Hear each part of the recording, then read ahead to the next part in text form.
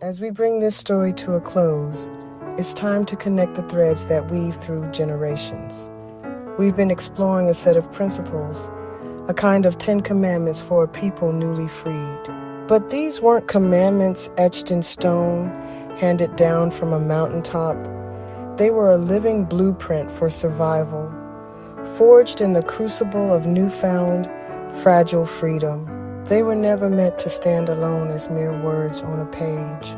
They were meant to be lived, breathed, passed down from parent to child, and above all, remembered. It all began with a simple yet revolutionary instruction: learn to read and teach another. In a world that had weaponized illiteracy to maintain control, the alphabet became an act of defiance. Knowledge was the first essential step toward true freedom. Then came truth. Tell the story, the real story, not the one written by the oppressor, but the one carried in the heart. Pass it to the children. Make sure the memory of struggle, resilience, and triumph survives.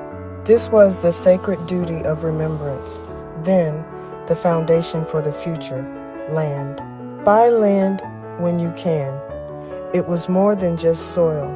It was a stake in the nation, a place to put down roots that could not be easily torn up. Hold it. Protect it for the next generation. And on that land, they built everything. They built families, schools, churches, businesses. They built entire towns, brick by brick, prayer by prayer. Places like Wilmington, North Carolina, places like Eatonville, Florida, beacons of Black prosperity and self-determination. These were communities built from almost nothing by people who had just stepped out of centuries of bondage, carrying only the hope of a better tomorrow. They faced immense opposition, a system determined to see them fail.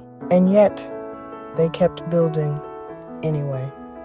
To secure their gains, they turned to the very tool once used against them. They studied the law.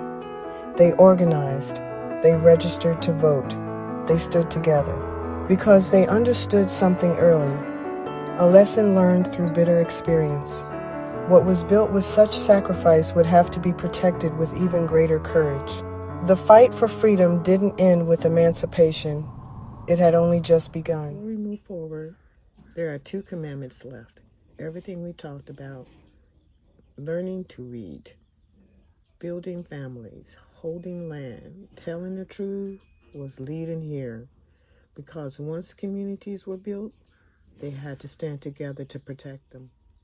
And once freedom was claimed, it had to be guarded in mind, body, and spirit. Commandment 9 reminds us, an injury to one is an injury to all. Commandment 10 tells us, never return to chains, not in thoughts, not in action, not in the future we build.